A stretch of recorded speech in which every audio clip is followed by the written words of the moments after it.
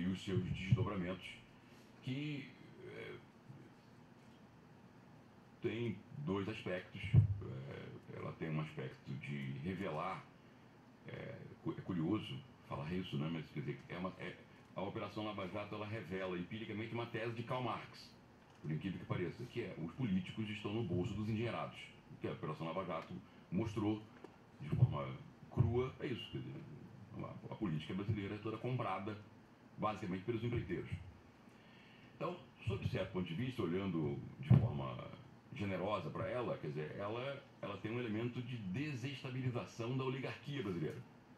No momento, é verdade que comandava essa oligarquia um partido de centro-esquerda, o PT.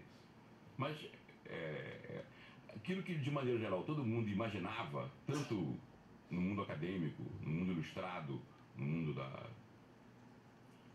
Quem lê jornal, escreve jornal, sabia como é que era a política. E no senso comum também, a ideia de que todo político no Brasil é um ladrão e tal. Isso foi revelado de forma cinematográfica. Quer dizer, aí entra também o papel dos meios de comunicação no Brasil, que desde sempre estão em guerra com a política brasileira. Vem de longe, na cultura política brasileira, a participação dos meios de comunicação como um ator político, sem se submeter às regras da agência política. A grande imprensa brasileira é um partido político, só que não se submete como partido político na lógica da política, que é a eleição. Mas ela atua como um partido político, o que é o problema, evidentemente, é uma disfuncionalidade da nossa ordem democrática. Mas a mídia é com um objetivo. E aí, quer dizer, qual é o contexto? O contexto é uma crise econômica que vira uma crise social, e aí já está numa crise política. A plutocracia brasileira se acerta para tirar o PT do poder. E isso é o segundo passo na eleição de Bolsonaro. E o PT, que do ponto de vista programático é um partido, eu vou falar disso na segunda parte da minha fala, extremamente limitado, entretanto, do ponto de vista... é o único partido que nós temos no Brasil. É um partido organizado nacionalmente, ele tem capilaridade, ele tem densidade social, ele tem vínculos com o setor da sociedade brasileira. Gosta ou não gosta, é um fato. É o único partido, no sentido clássico da ideia de partido, que nós temos no Brasil. E que hoje, inclusive, é um bode na sala para sair da crise. Na terceira parte eu vou falar sobre isso. E resistiu. O PT resistiu. Incrivelmente, com todos os limites do governo Dilma, que era um governo muito enfraquecido por conta da crise, enfraquecido por conta do próprio governo, um governo de inúmeras incapacidades, resistiu, e a plutocracia brasileira dobrou a aposta. Nós vamos derrubá-la de qualquer jeito. E derrubou. Então, isso é o contexto. Nesse é o segundo movimento que faz com que, na minha leitura, uma parte expressiva dos brasileiros, acompanhando perplexamente esse quadro, resolve adotar uma postura antissistêmica. O segundo movimento a estar por trás da eleição de Bolsonaro é uma genuína, confusa, mas genuína ação antissistema. Antissistema no sentido geral, entendido esse sistema como governado e dominado pela corrupção, mas também antissistema político, especificamente, e corretamente identificando o sistema político como o seu principal ator, que é o PT. Afinal de contas, o PT vinha de 4 eleições consecutivas, o que não é pouca coisa num país com a complexidade do Brasil, uma democracia pujante, terceira democracia do mundo. Então foi o segundo fator a levar Bolsonaro ao poder, um voto antissistema e antissistema político, amalgamado no antipetismo, embora não fosse só o antipetismo, mas amalgamado no antipetismo. Esse foi o segundo movimento. Mas esses dois movimentos não fariam Bolsonaro ganhar as eleições. A extrema-direita, o ataque à ideia de direitos, e a crise. E a sua consequência e tradução política nessa postura antissistêmica. Isso não seria suficiente para Bolsonaro vencer as eleições. Faltava o terceiro elemento, que veio. O terceiro elemento é a adesão de parte das classes populares ao capitão reformado do Exército. Foi o momento final. E o fator primordial para a adesão das classes populares a Bolsonaro na reta final da campanha. Estava olhando o Bolsonaro, entendeu? Vendo. Na minha leitura, foi ocasionado por dois movimentos. Um estrutural e um conjuntural.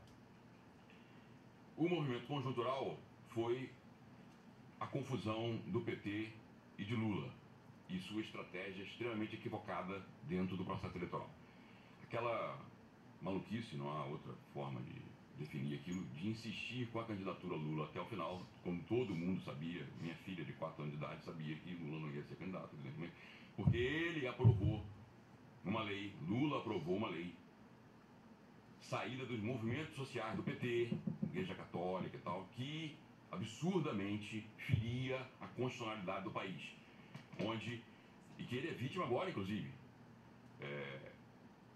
Uma pessoa condenada em segunda instância, quando a ordem constitucional do Brasil, que eu sou contra, diz que nós temos 4 instâncias. Só quando transitado em julgado, na 4ª instância, a pessoa é condenada. É o que diz a Constituição brasileira. Lula, violando a Constituição, aprova uma lei eleitoral em que uma pessoa que é condenada em segunda instância por um tribunal em que tenha 3 juízes fica inelegível por 3 anos. Absurdamente. Então ele é vítima desse absurdo institucional, dessa falta de visão institucional do PT, essa confusão entre o institucional e o extra-institucional, o anti-institucional, essa coisa de... Nesse particular é até parecido com o Bolsonaro, quer dizer, é um governo que se porta como se fosse oposição, dentro do próprio governo, que é agora essa movimento, o governo chamando uma passeata, o governo Bolsonaro, quer dizer, que é um negócio que é inédito, entendeu? O PT fazia um pouco isso, a sua relação com esse histórico dele de anti-institucional e extra-institucional.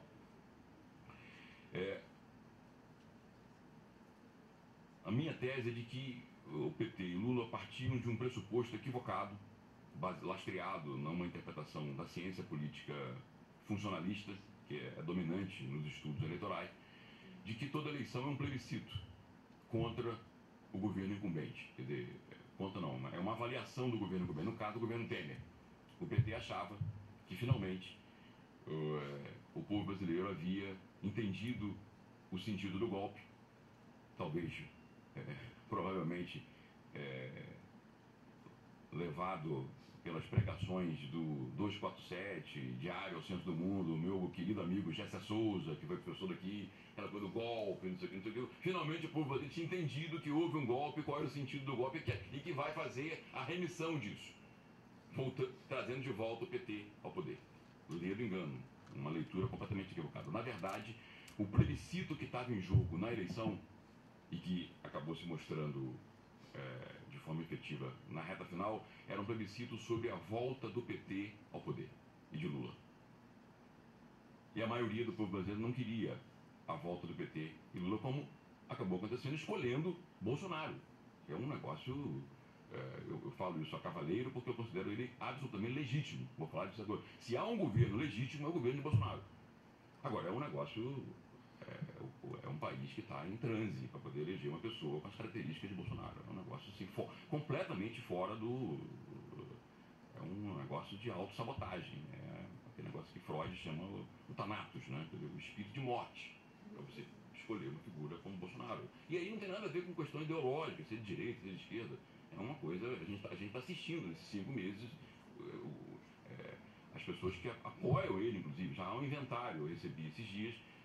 de personalidades que votaram, declararam apoio a ele, comentando, quer dizer, inadvertidamente, quer dizer, se reuniam, é um circo de horror, o negócio não tem nenhuma característica de governo, não é que o governo é ruim, não é um governo, quer dizer, todo dia você tem uma decisão que parcialmente ou integralmente volta atrás, desmente o que foi dito no dia anterior, anuncia outra coisa, não é aquilo que anunciou, volta, é um ciclo, mas essa pessoa foi eleita presidente da República.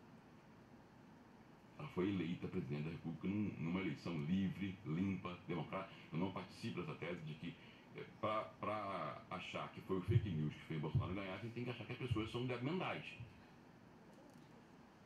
A tese de Adorno e de Bourdieu. Os indivíduos são culturalmente debilitados. Todo mundo tem 4 anos de idade. Não é verdade. As pessoas não são cientistas sociais, as pessoas não são teóricas sociais, mas as pessoas não são idiotas. As pessoas estão olhando.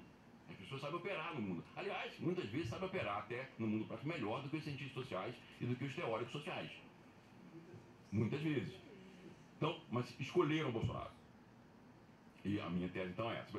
O fator conjuntural foi essa, que é característico do PT, essa confusão. As paixões cabalísticas de que falou Fourier. Esperteza, rasteira, vai pra cá, finge. Esse negócio de ficar fingindo que Lula vai... Quer dizer, a razão do PT, claro, qual era? E que parcialmente deu certo. O PT acabou elegendo a maior bancada para a Câmara de Deputados. Ajudou a eleger Bolsonaro, mas elegeu a maior bancada, o que lhe garante um acesso privilegiado ao fundo partidário. O PT adora dinheiro. E aí não estou falando de corrupção, não. Eu também adoro dinheiro. Mas você tem que sopesar. Então ele fez uma opção que deu errado, na minha leitura. Mas isso não seria suficiente, entretanto, se não tivesse casado, e esse é o elemento mais dramático, ao aspecto estrutural decisivo nas eleições de 2018. O tema da segurança pública. O país experimenta, nessa última década, uma epidemia de violência na periferia das grandes cidades brasileiras. E que a violência urbana é um problema histórico no Brasil, mas que assolava, em boa medida, no sentido do destinatário do efeito dessa violência, a classe média. Era uma tortura. Muitos aqui devem ter sofrido algum tipo de assalto, algum tipo de violência, ou conhecer alguém que sofreu violência. Essa violência passou a fazer parte do cotidiano como vítima os pobres. A quantidade de mulheres estupradas